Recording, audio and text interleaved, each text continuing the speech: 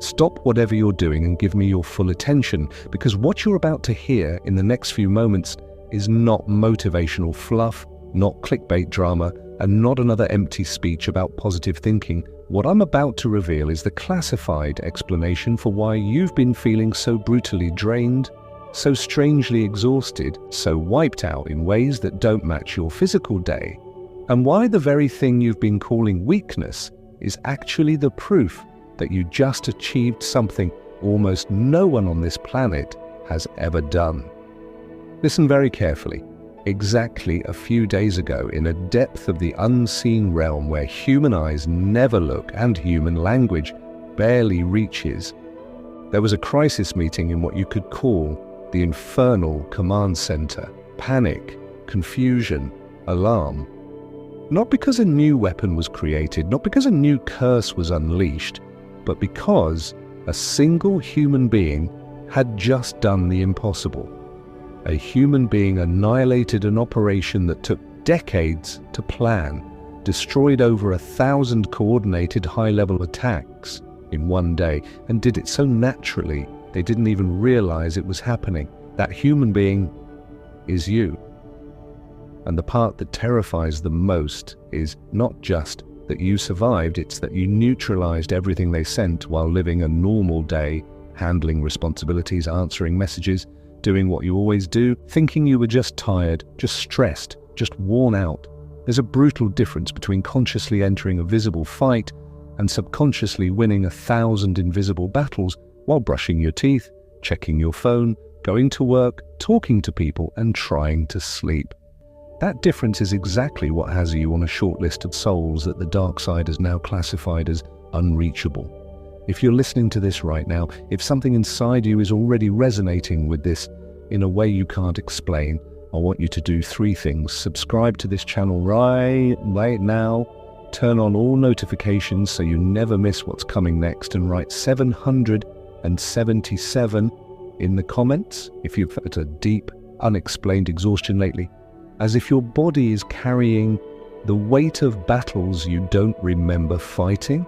Because by the end of this message, you're going to know exactly who those 1,000 attackers were, why your exhaustion is not proof that you're failing, but evidence that you already won, and why only a microscopic handful of souls on Earth operate at the level you operate without even trying. Let's go back to that day.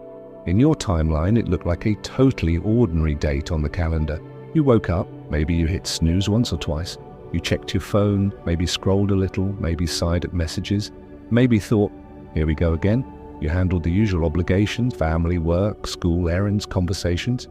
There might have been a few minor annoyances, a few small frustrations, but nothing catastrophic, nothing that screamed, this is a spiritual war. Eventually you crawled into bed feeling that same heavy tiredness that's been following you lately, that deep fatigue that doesn't match the actual effort you put in. You told yourself, maybe I'm just stressed, maybe I need more vitamins, more coffee, more sleep. From your perspective, it was just another day. From the other side, it was a full-scale military operation. That day, at a very specific moment you wouldn't even remember, 1,000 specialized entities, think of them as demonic operatives if your language allows that, or ultra-dark frequency programs if you're more comfortable with energetic terms, received a single command with one objective: break you, not irritate you, not mildly discourage you, break you completely. Your soul was classified as a high-risk asset. You had survived things other people collapsed under. You had resisted patterns that destroy most people permanently. Their calculations said you should have already quit, already surrendered, already self-destructed, but you didn't, so they escalated. No more small isolated attacks, no more let's test their limits slowly. They decided on something they almost never authorize: 1,000 simultaneous coordinated strikes against a single human target. Understand this, by their models, a normal person can resist one strong attack. A very strong person might resist 10, an exceptionally rare person might resist 100, but 1,000 at once from 1,000 angles with military precision, that should crush anyone. That should shut down your nervous system, fracture your mind, implode your emotions, and erase your willingness to keep going. That was the plan. And they launched it against you while you were making coffee, while you were replying to someone, while you were lost in your thoughts, while you were just trying to get through the day. The first wave of attackers were what I'll call the whisper units of doubt, roughly the first 100. These are not loud, obvious voices screaming, "You're worthless." That would be too easy to detect. These are highly trained specialists that slip into your internal dialogue like subtle questions that sound like your own genuine thoughts. They don't say, "You can't do it." They say, "Are you sure you're doing enough? Maybe you're behind. Maybe you misjudged yourself. Maybe other people are actually better than you." 100 different variations, all targeting your sense of worth and competence all at once. Not to knock you out in one blow, but to erode you from the inside, millimeter by millimeter, until your confidence collapses quietly. But here's what they didn't anticipate, the part of you that hears beyond words. You didn't sit down and say, "Oh look, here are 100 demonic whispers, time to block them." No. Your deeper system, the part of your soul that's been tempered through lifetimes of spiritual training, recognized the frequency as foreign. Like a body that instantly rejects a contaminated substance, your spirit filtered most of those whispers before they fully formed as thoughts. A few of them may have crossed your mind, little waves of, "Am I really enough?" But you dismissed them quicker than they could root themselves. You might have briefly doubted yourself, but you kept going. You didn't spiral, you didn't drown in insecurity. So the whisper units failed. The second wave was composed of around 200 fear amplifiers. Their job isn't to invent fears out of nowhere, it's to take something legitimately concerning in your life and inflate it until it looks like the end of the world. Maybe there's a bill, a delay, an argument, a deadline, a health concern, an uncertain outcome, something that would make any normal person feel at least a bit worried. Their job is to grab that seed of concern and bombard your mind with catastrophic what-if scenarios. What if this ruins everything? What if you end up with nothing? What if you embarrass yourself publicly?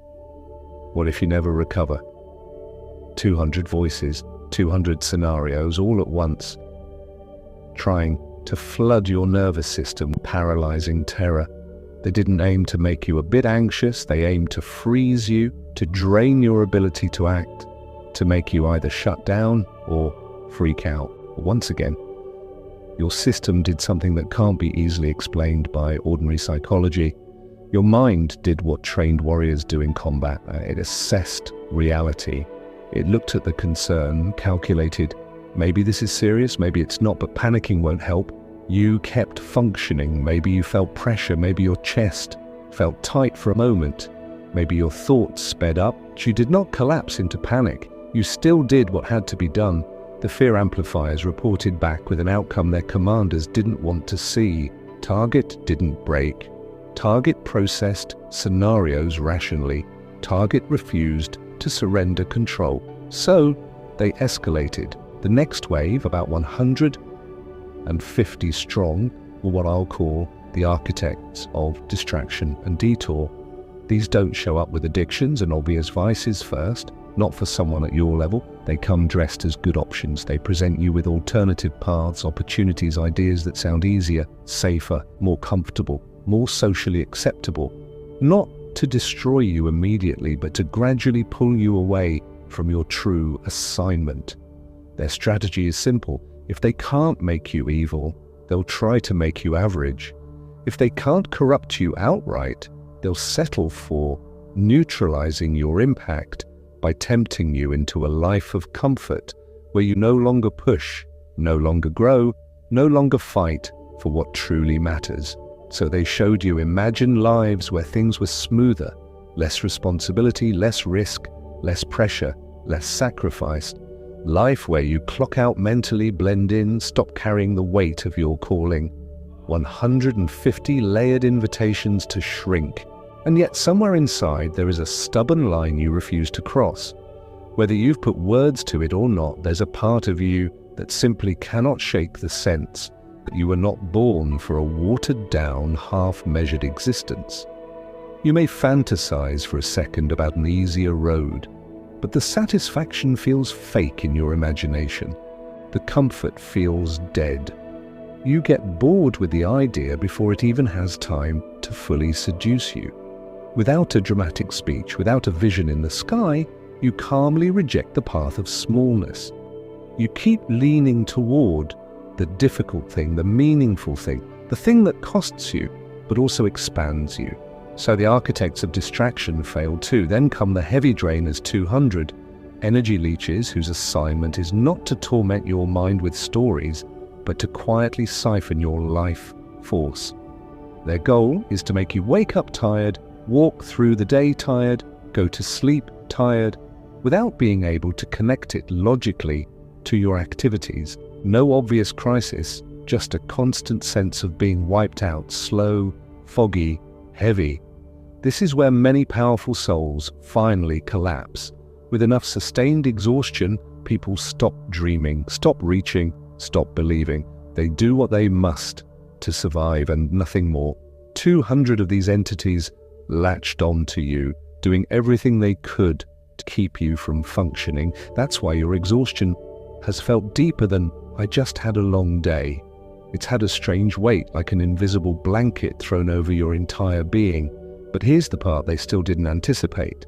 Your refusal to quit, even when you feel empty. You kept showing up. You might have moved slower, but you moved. You still answered messages. You still took care of responsibilities. You still showed kindness in moments where others would snap.